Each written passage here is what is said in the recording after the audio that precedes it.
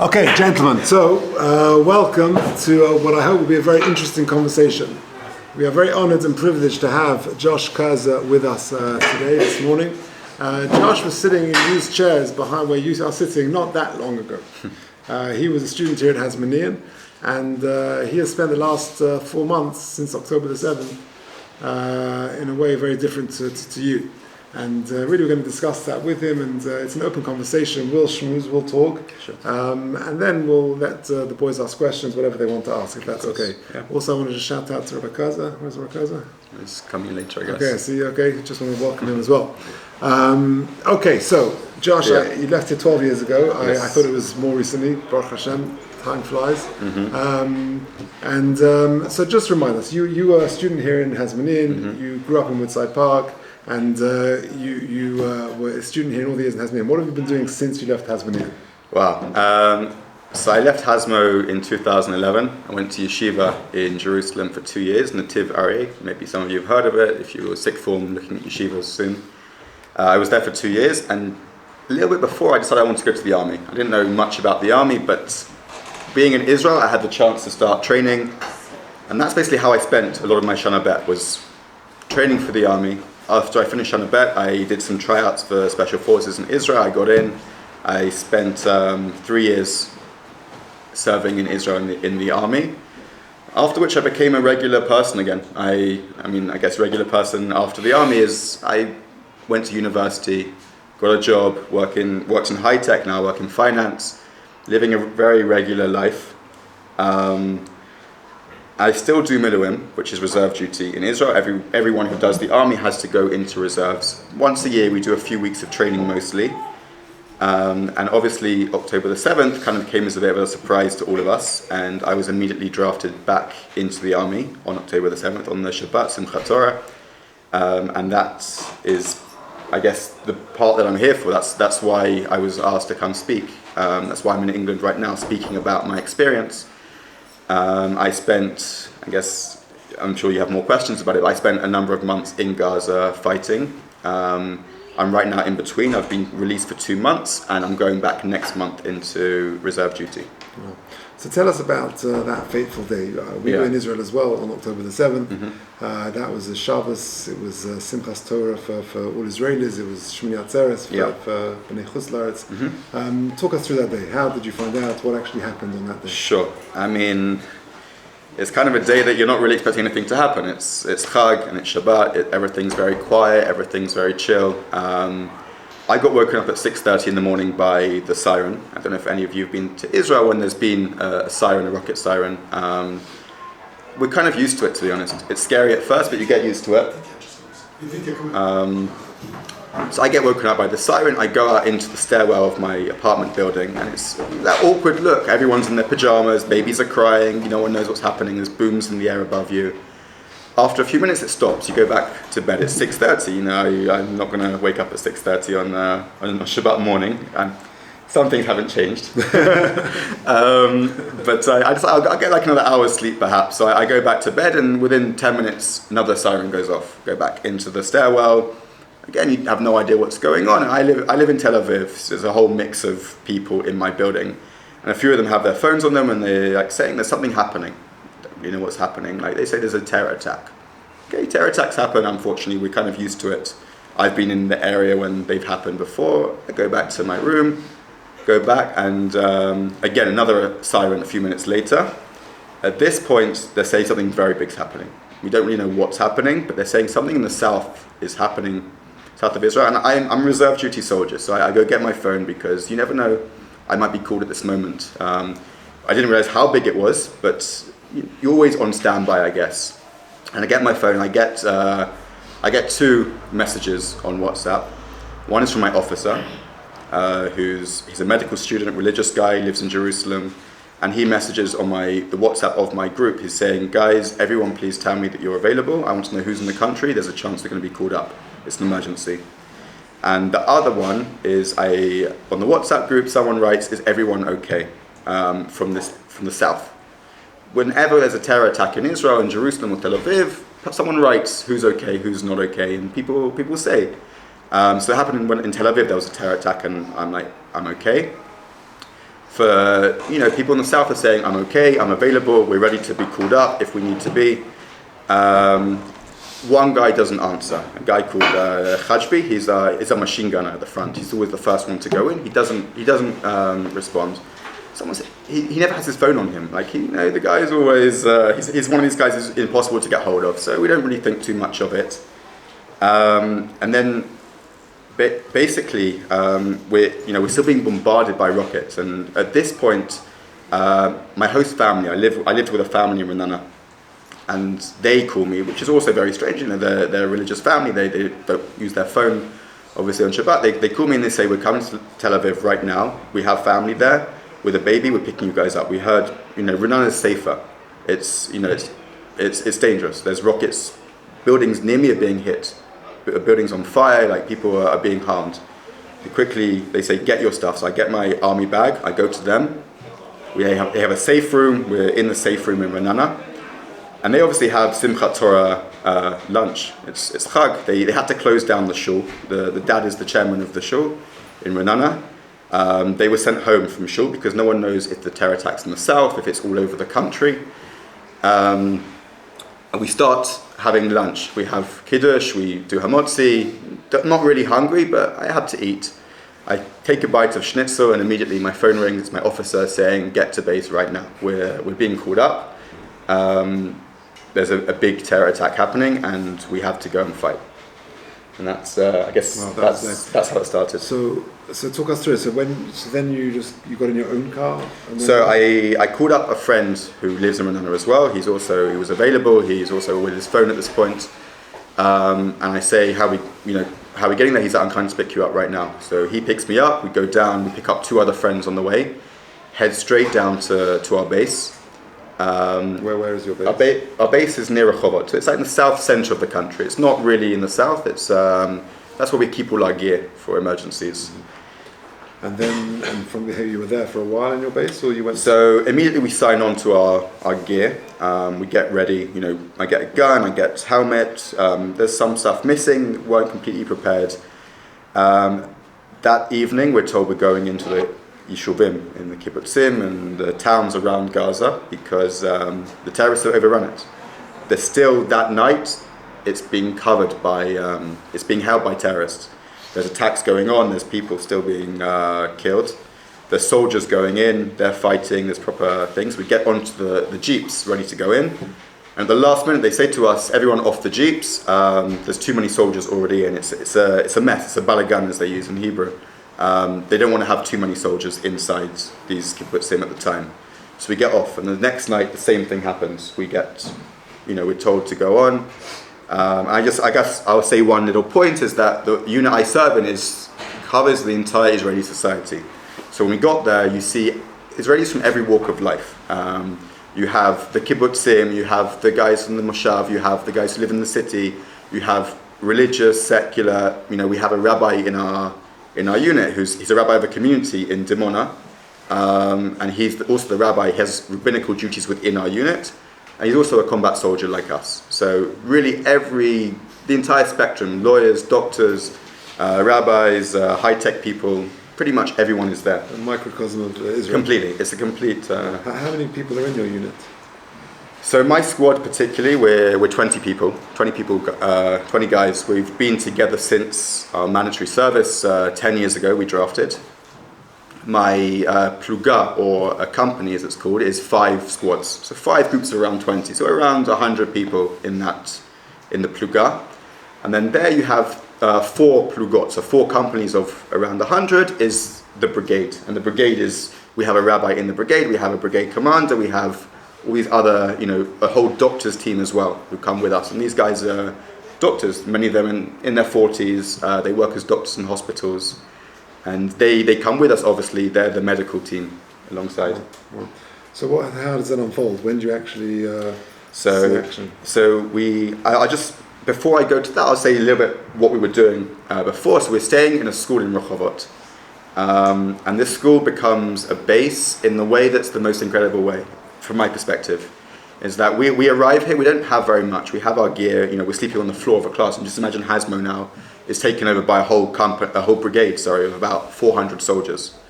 So we sleep. Imagine 20 guys now sleeping in this classroom. We don't have very much. Suddenly, we get the local community in Rehovot. It's a yeshiva school, actually. It's like Hasmo, but in Israel. The local community starts bringing us everything that we need. We have tables outside with toiletries, with underwear, with socks, with snacks, all kinds of snacks. The cafeteria, you have a dining room here, is staffed by local people. They're making us food every day. We have 3 meals a day there. We have a Chabad stand in the school. Local Chabadnikim come, they start putting on tefillin, giving out Tehillim. I still have in my vest actually, I have a Shema and a Tehillim inside my vest. We have local people coming we have a hairdresser's room. Local hairdressers come and they're giving us haircuts. We have pretty much everything you can imagine. For about 3 weeks now we're training. We go all over the south of Israel, even other places in Israel. We have a bus with us. We do training, urban warfare, ready. We know we're going into Gaza. We don't know when. We know there's hostages. We know that Hamas has to be taken care of. So we spend 3 weeks training, and those 3 weeks, they're difficult, obviously. And I guess perhaps I should say at this time, during these 3 weeks we're sitting, and I mentioned before my friend who didn't answer, and at this point we get a call that my friend has been found. They found his body. He was unfortunately killed on the 7th of October. And I guess like we're trained to do, he's managed to escape, but he went back in to save more people, and unfortunately didn't make it out. And after around 3 weeks, towards the end of October, beginning of November, we're told we're moving to a kibbutz next to Gaza, where we're going to be staying on the grass for a week, without any phones. You have to call your... I was going to say, until now you had your phones. Until now we had our phones. When we're training, you don't, but I'm getting calls from people around the world, including Rabbi Golker. People are calling me, asking me how I'm doing, that they're davening for me, that they're really, they're supporting us. We're getting donations of equipment from everywhere, America, England, Australia. People are shipping stuff in, people are smuggling stuff in, suitcases even. And eventually they tell us, you make your last phone call, you have half an hour, call up your wife, call up your parents, tell them you won't be available. You can't say where you're going, what you're doing, but you won't be available for a while. So I call my mum up, I say, I can't tell you what's happening, but just know that I won't have my phone for a little while. Everything's going to be okay, don't worry too much, but we'll speak soon. You put your phone away and you're taken to a kibbutz where we sit waiting. And then so first of all, that must have been a very hard conversation. Yeah. How was that conversation? It was tough, she was crying, obviously. I think she kind of picked up on, everyone knows what it means, no one knows. I think a lot of the wives and the girlfriends of our guys didn't want to believe that we were going in. I spoke to one of the wives afterwards and she said, I didn't think you were in. It's obvious we don't have our phone, where else do you think we were going? But they don't want to believe that we're actually in Gaza. They kind of made this image in their mind, we're just without our phones training for the whole time. It's a hard conversation. What was morale like at that point? It's tough. You're scared. We're human beings. Going into war is not fun. You don't know what's going to happen. We've just lost one of our close friends who we've known for 10 years. We go to weddings together. We actually had a wedding a few days before. 7th of October, we had a wedding this week, which was, it's crazy. A bunch of 20 guys who have been together the whole time. We're dancing the whole night at the wedding. And to lose a friend like that is tough. So it hit us, but at the same time, we know we have a mission. We're ready to go and fight because we want to get the hostages back. They're important to us. They're our families. And we realize we have to destroy Hamas, that we have no choice. We cannot have another situation where Jews, over 1,000 Jews are killed because they're Jews. This was the largest number of Jews killed in one day since the Holocaust. So for us, all these comparisons, and there's still Holocaust survivors around now. When I grew up especially, we used to speak to them, and my grandfather, my friend's grandparents. For us, it kind of resonated that this is, what would you do in the Holocaust? And it's not the same thing, but it's still, this is, for us, Jews being killed for being Jews. And we have to go in, and we're ready for it. So then you went down to this kibbutz? Yeah. So we're at the kibbutz, we're sitting on the grass, and again, we have no idea. We get told there's a mission, the mission changes, we don't know when Israel's going in. Israel hasn't yet gone into Gaza. There's lots of rockets. The Air Force is getting the Gaza ready basically for us, taking out potential dangers. After about a week of being, or 5 days maybe, of being on the grass, we're sleeping on the grass by the swimming pool and the kibbutz. There's no people there, obviously, they've all been evacuated. Our commanding officer of the company, of the 100 people, he comes to us and says, guys, tonight we're going in. Everyone get your bags. Our bags are packed, but he's like, get on uniform. At this time we're going down to the border, we're going into Gaza. We're taken by bus to a highway near the border. And from there, it's we're told we have a mission with Sayeret Matkal, if some of you know it. It's the most elite unit in Israel.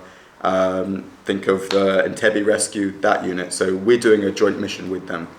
We're a bunch of milumnikim, we're in our late 20s, early 30s. But we're going to be capturing a certain site, and then they will be taking care of tunnels that we expect to find in the site. And it's joint with them, it's joint with the Okets, the dog unit. It's joint with a lot of different units working together. And I guess you asked me before about how I'm feeling, the morale. We're scared. We get in a circle before we go in. We say we're doing this for Chajbi, our friend who died. We're doing this for our people. We're here together. We're together no matter what happens. We're going to be together. We're always going to protect each other. And we walk in 2 columns. A few meters apart, so let's say maybe you guys in that row, that's the distance between the person in front of me, in case we get hit by a rocket. So God forbid, 1 person dies, not 5 people dying. So you walk in 2 rows, walk for about 3 hours with very heavy bags on, over sand dunes, and it's tough. And eventually we get into Gaza, which is surreal. It's all sand. They've dug up the roads because they plant bombs in the roads, so we've dug up the roads. The first houses, obviously there were snipers there, so the Air Force has bombed the houses like, it looks how you would imagine, I guess, World War II. The houses, like the whole wall fallen down. It was all misty at night as well. It's just very, very surreal feeling. And we get there, and this area has been conquered by the first guys who went in, so we kind of just sit in the street the whole night. I sleep sitting up, with my backpack on. And our mission is to take over the site. Like I said, we're doing it the next day. Wow. I mean, just on a practical term, yeah. You said you got up at 6:30 that morning, but you went back to bed because who gets up at 6:30 on a Shabbos morning? Yeah. And you're probably totally sleep deprived, sleeping in fully clothed, yeah. sitting up, outdoor. I mean, how do you cope with the difficulties of lack of sleep, of just being all the home comforts, etc.? It's difficult. It's very difficult. There's no other way of saying it. You don't change your clothes for 2 weeks. I had 1 change of clothes, 1 change of uniform, which I could change at one point. You don't know when you're coming out. So I made a rule that after 1 week I would change my shirt, because that's when your skin starts hurting, to be honest. I don't know if anyone's never changed their shirt for a week.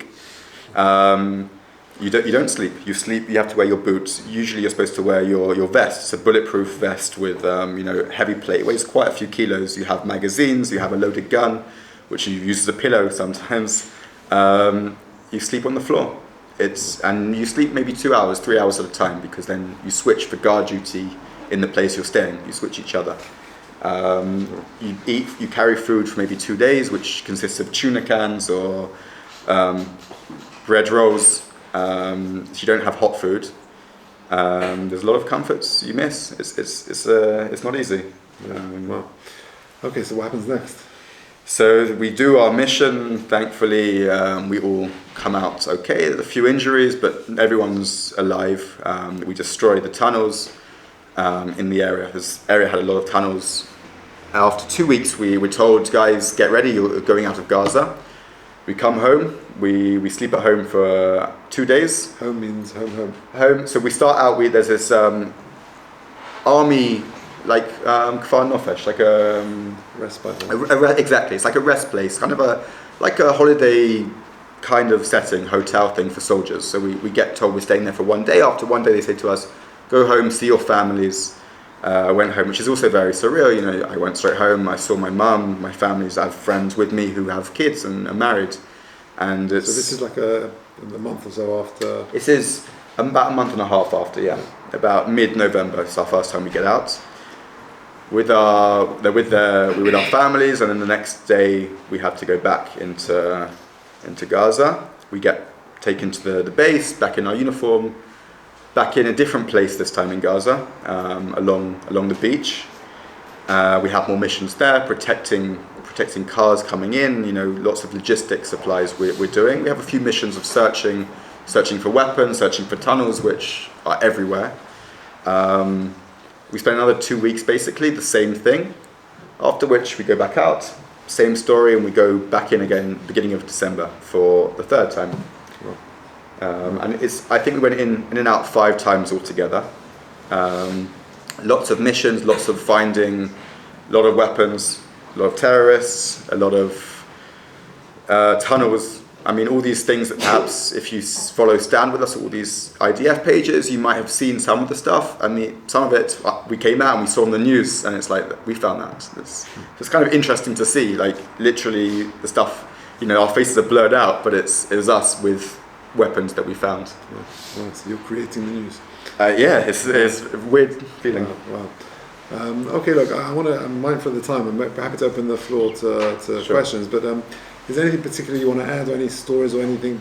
Sure. There's one story. I said it yesterday. I spoke a Shabbat lunch for a community of my cousin.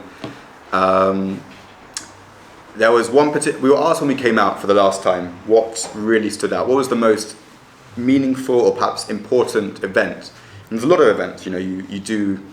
I haven't really said too many details yet. Maybe we'll get to that in questions. But there were crazy things that you see and you do, and it's not a normal situation. But one particular event, we were in a house and we were about to be moved to a further place, and there were jeeps. It was a conquered area where it's safe. Jeeps were coming to pick us up, and then we get a call over the radio saying the jeeps have been ambushed by Hamas.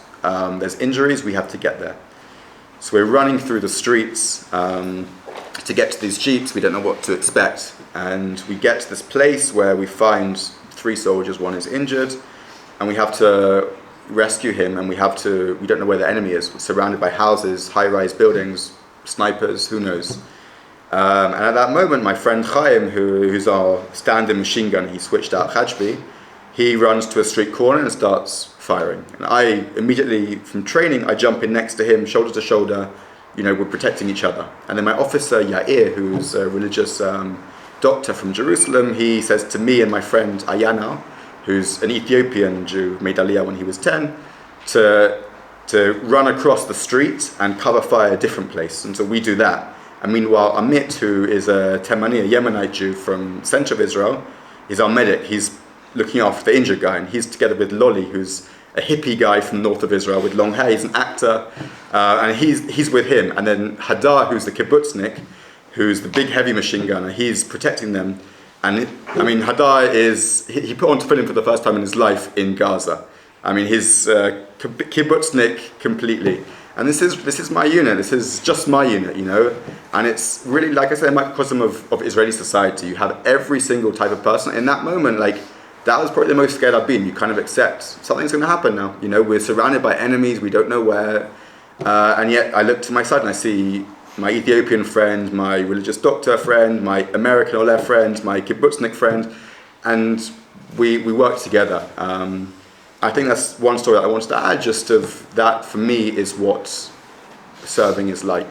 These are the guys that I serve with, these are my brothers, and we're very different. We have very different political views, very different religious views as well, but each one of us would, on October the 7th, gave up everything to come to defend Israel, to defend our people. And this, that for me is the army, that for me is the Jewish people. Wow, amazing. Okay, let's open the floor up and to give you guys a chance to ask some questions. Does anybody want to go first? Yeah, Eli. What unit do you serve in? It's called 551. It's a Miluim unit. It's a reserve duty. I served originally in Sayeret Sanchanim. It's the reconnaissance unit of the paratroopers. So the paratroopers have a 8-month training. Ours is a year and a half, a year and 4 months, which means we do reconnaissance, like scouting at enemy positions, hostage rescue. We're usually the first ones in the paratroopers to go in. Well, it's a loaded question, but Eli's got a brother. Sorry. Oh yeah? Serving, yeah. Where's your brother? Also something. Which Gudud? 202. Okay, cool. So also paratroopers. It's a good place. So good has my voice. Yeah, exactly. Good. Any other questions? Yeah, Eli.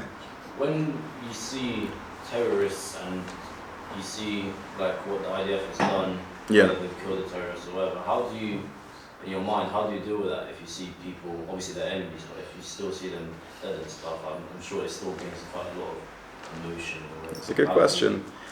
I mean, I will say now, and you guys are all 17, 18, right?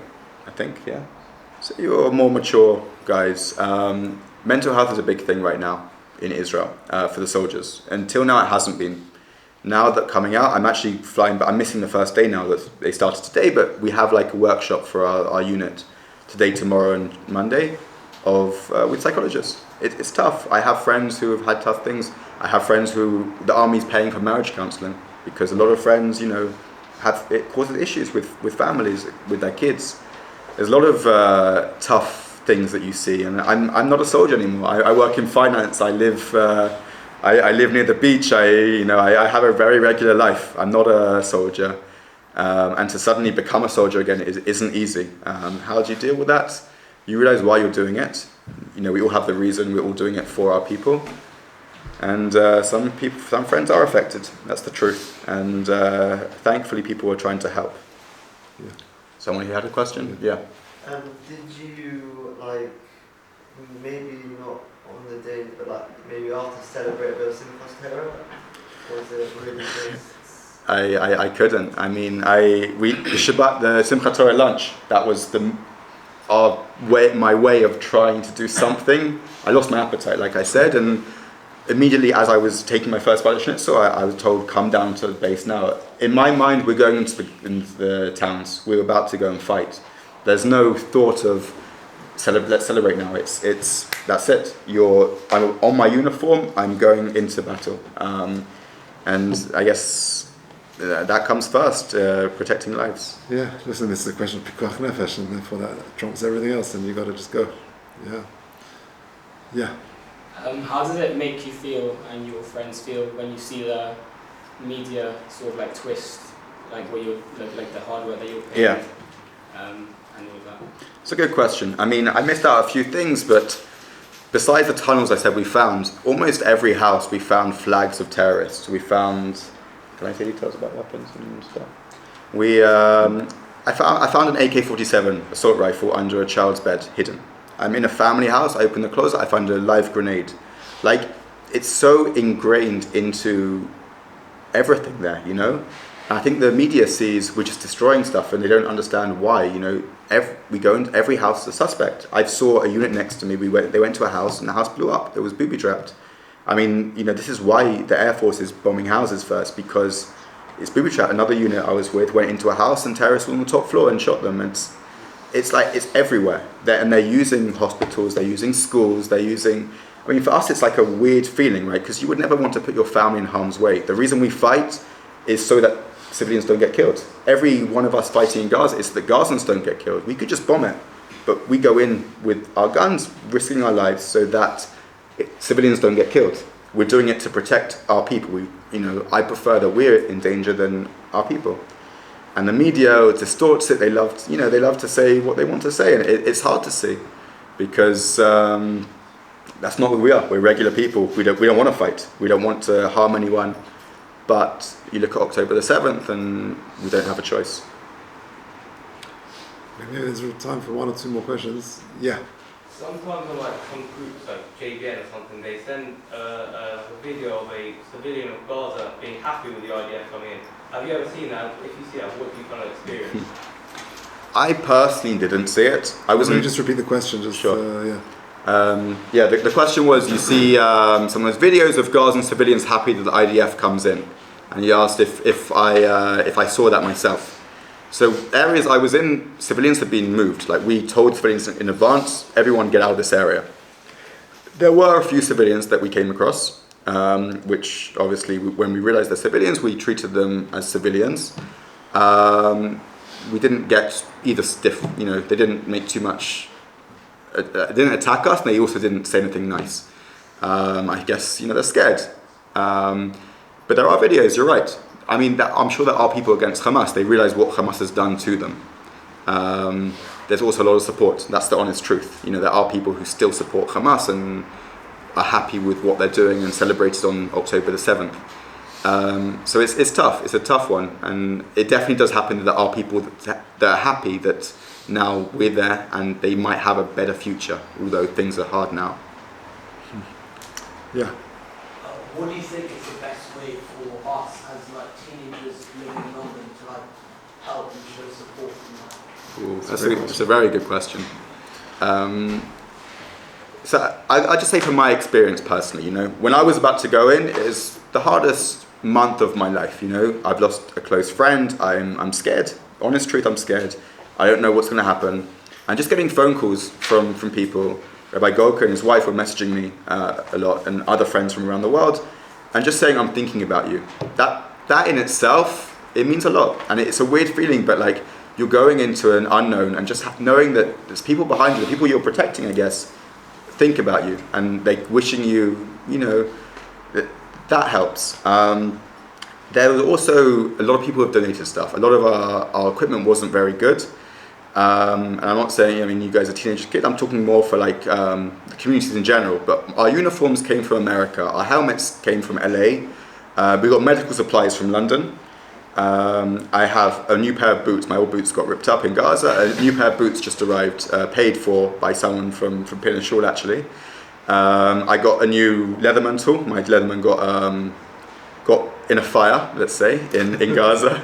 A multi-tool, and Australian community, Jewish shawl in Australia bought for my entire unit. They heard that I needed one, so they bought 40 for whoever needed in my unit, and that helps. That does help. But just thinking about like showing solidarity, I think is important, and sharing the truth. There's a lot of, like someone asked about the media before, a lot of lies out there.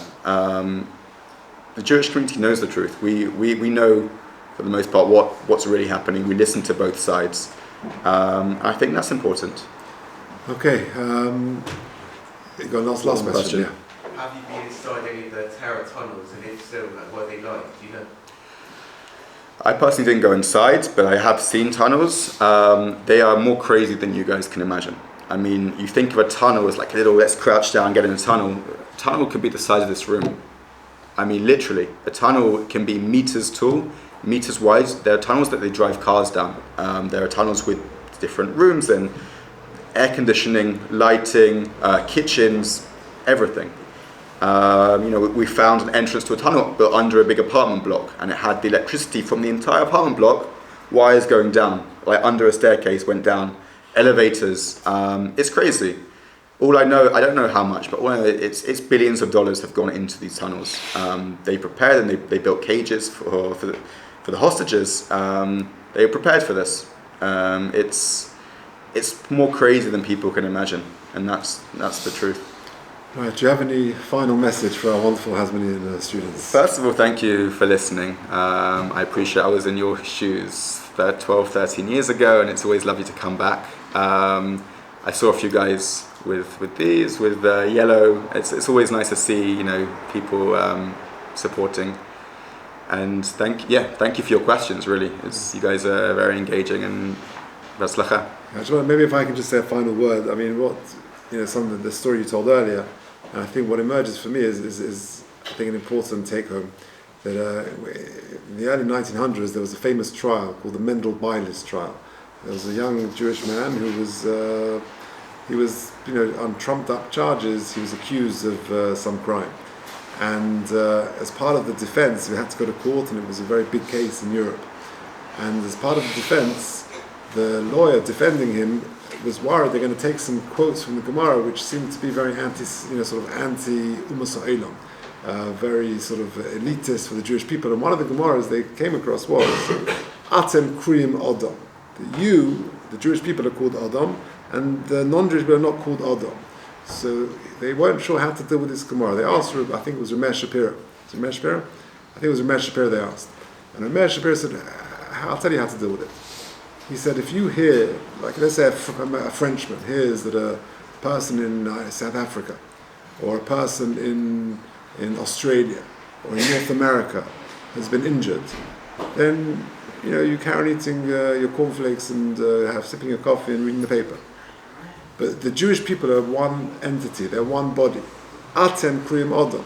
That if you hear that there's Nebuch, a person who is injured in Israel, another Jew, it's like you've hurt your left hand. You've stubbed your toe. You've done something. You're all one entity. When you describe that incident, when you've got the Teimani and you've got the religious fellow and you've got the Ethiopian, that is Klal Yisrael. But really, we're one entity. We're one person. Did you want to say something? Please. Yeah. I'm Josh's cousin. Nice to meet everybody. I just want to say that Josh is not the first soldier in the family. Josh is our grandfather fought in the Second World War. His family was killed in the Holocaust, and he fought in the Second World War for the British. And we always thought of him as a soldier. Sorry, I'm very much his proudest moment was seeing us growing up as Jews. And that's really what everybody is fighting for, right? You asked before what teenagers can do. Being a proud Jew, putting on your tefillin, davening, learning, those are also part of this war. Hamas is not fighting against people in Israel. Hamas is fighting against Jews. And the more that we are Jewish, the more that we are proud of being Jewish, that is a part of that. And as I say, we are all soldiers in that sense. We're all descendants of soldiers. We've been fighting this battle for thousands of years. Absolutely. Okay, just add one more. Sorry, I just thought you guys might like. I don't know if any of you have seen it. In the 1930s, there was this rabbi who lived in Germany, and he lived opposite a Nazi headquarters. And on Hanukkah, he lit. Perhaps you've seen. There's a famous photo. He lit the Hanukkah in front of the window in front of the Nazi headquarters. And that photo is one of my favorite photos. It sticks with me. That's I guess what my cousin was saying, or Rabbi Golker was saying about showing pride in being Jewish. And we were in Gaza during Hanukkah, and we got given a Hanukkah with candles whilst we were inside. We go into a house and there's a Hamas flag on the wall. And I have a photo. Actually, I put up the two photos next to each other on Facebook. You have the photo on your phone. I put up the photo of we're in an inside room because you can't make light for the enemy, but we're in an inside room. We shut off all the doors and the windows, and we light that Hanukkah in front of the Hamas flag. And I guess for me, that's kind of this showing pride in being Jewish. Yeah. Well, all right, listen, well, Josh, thank you for coming in. HaKadosh Baruch Hu should keep you and everyone else safe. And thank you for your time. And we appreciate you coming. It's not easy to talk about it, but we're thirsty to hear, and we're thirsty to hear Besuras Tovas for us and for the whole of Klal Yisrael. Thank you very much. Okay.